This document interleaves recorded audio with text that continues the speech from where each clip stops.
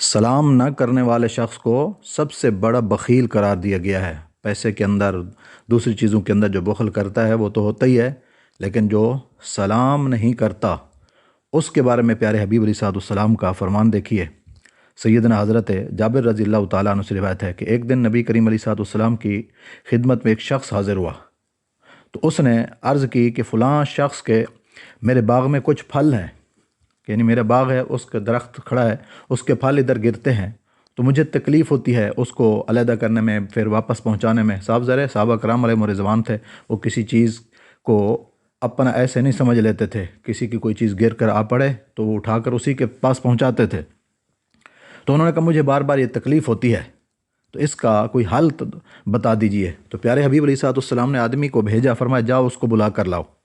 تو اس شخص کو بلایا گیا، پیارے حبیب علیہ السلام نے فرمایا ایسا کرو کہ اپنے ان پھلوں کو بیچ ڈالو، کہ اس آدمی کے بار بار اٹھانے کے اندر پھر پہنچانے کے اندر اس کو مشقت ہوتی ہے، آپ یہ اسی کو ہی دے دیں، بیچ ڈالیں، یہ اس کی قیمت ادا کر دے گا۔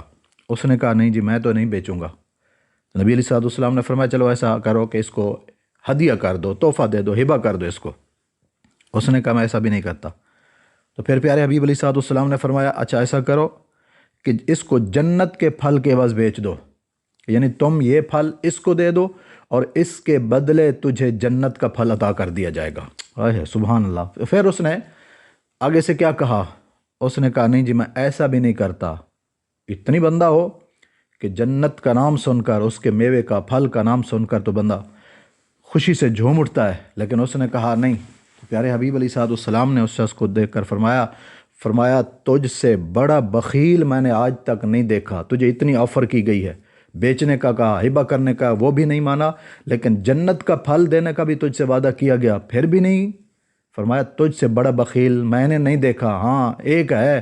فرمایا تجھ سے بڑا بخیل صرف وہ ہو سکتا ہے جو سلام کرنے کے اندر بخل کرتا ہے، یعنی کسی کو سلام نہیں کرتا۔ تو فرمایا تو نے بھی بخل کی حد کی ہے، وہ تجھ سے بھی بڑا بخیل ہے۔ اس لیے سلام کے اندر بخل نہیں کرنی چاہیے، اور وہاں پر شرم بھی محسوس نہ کرے کہ میں سلام کروں، اپنی حد تک نہیں ہوتی، بے عزتی نہیں ہوتی، بلکہ حضور علیہ السلام نے فرمایا کہ سلام کیا کرو، اس سلام سے بندے کے اندر جو غرور اور تکبر ہوتا ہے وہ بھی ختم ہو جاتا ہے۔ اب آگے دیکھیے سلام کے الفاظ۔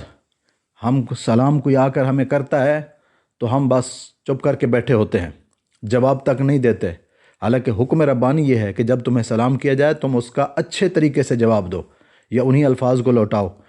تو کس طریقے سے جواب دینا چاہیے؟ جس طریقے سے بندہ جواب دیتا ہے اسی طریقے سے اس کے نامہ اعمال کے اندر اضافہ ہوتا ہے، نیکیاں بڑھتی ہیں۔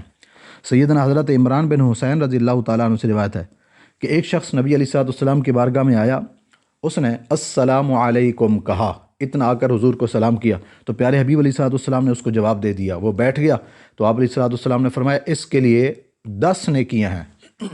پھر دوسرا شخص آیا، اس نے آ کر السلام علیکم ورحمۃ اللہ کہا، تو پیارے حبیب علیہ السلام نے اس کا بھی جواب دیا، اور آپ نے فرمایا کہ اس کے لیے 20 نیکیاں ہیں۔ پھر تیسرا شخص آیا، اس نے السلام علیکم ورحمۃ اللہ وبرکاتہ کہا، تو پیارے حبیب علیہ السلام نے اس کو بھی جواب دیا اور فرمایا اس کے لیے 30 نیکیاں ہیں۔ حضرت معاذ بن انس رضی اللہ تعالیٰ عنہ کی روایت کے اندر ہے کہ پھر ایک شخص آیا، اس نے آ کر کہا السلام علیکم ورحمۃ اللہ وبرکاتہ ومغفرتہ، تو پیارے حبیب علیہ السلام نے فرمایا اس کے لیے 40 نیکیاں ہیں۔ یعنی بتانے کا مقصد یہ تھا کہ فضائل کے اندر ایسے ہی ہوتا ہے کہ جتنا کام زیادہ ہوتا جاتا ہے اتنا ہی ثواب بڑھتا جاتا ہے۔ کہ اگر کوئی سلام کرتا ہے کہ آ کر صرف السلام علیکم کہتا ہے تو اب جواب دینے والے کو وعلیکم السلام ورحمۃ اللہ وبرکاتہ ان الفاظ کے ساتھ دینا چاہیے، قرآن پاک پر عمل بھی ہو جائے اور ثواب کے اندر اضافہ بھی ہو جائے۔ خاموشی سے چپ کر کے بیٹھ جانا یہ طریقہ صحیح نہیں ہے۔ اور پیارے حبیب علیہ السلام نے یہود و نصارہ کے ساتھ مشابہت کرنے سے بھی منع فرمایا ہے۔ آج ہم بس صرف ہاتھ کا اشارہ کر دیتے ہیں یا سر ہلا دیتے ہیں یا سر کو جھکا دیا، صرف یہ سلام نہیں ہے۔ پیارے حبیب علیہ السلام نے فرمایا کہ جو شخص ہمارے غیر کے ساتھ مشابہت اختیار کرے، یہود و نصارہ کے ساتھ مشابہت اختیار کرے، وہ ہم میں سے نہیں ہے۔ آپ نے فرمایا یہودیوں کا سلام انگلیوں کے اشارے سے ہے اور نصارہ کا سلام ہتھیلیوں کے اشارے سے ہے۔ وہ ہاتھ ایسے ہلا دیتے خالی، زبان سے بولتے نہیں، کچھ کہتے نہیں ہیں، ان کا سلام یہ ہوتا ہے۔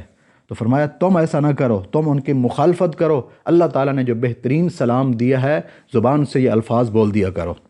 آج ہم بھی کئی لوگ ہمارے اندر ایسے ہیں کہ ہم کوئی آ کر سلام کہتا ہے تو بس یہ کہہ دیتے ہیں جیتے رہو جی، یا ایسے ہاتھ ہلا دیا بس ٹھیک ہے جی۔ نہیں، ہاں اگر آواز وہاں تک نہیں پہنچ سکتی ہے پھر تو یہ ہاتھ بھی ہلا دو، لیکن زبان سے بھی کہہ دو تاکہ وہ جو سلام کی تاثیر اور برکت ہے وہ باقی رہے۔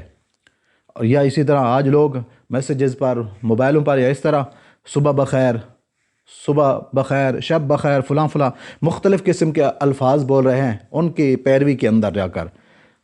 تو سلام یہی ہے، السلام علیکم ورحمۃ اللہ وبرکاتہ۔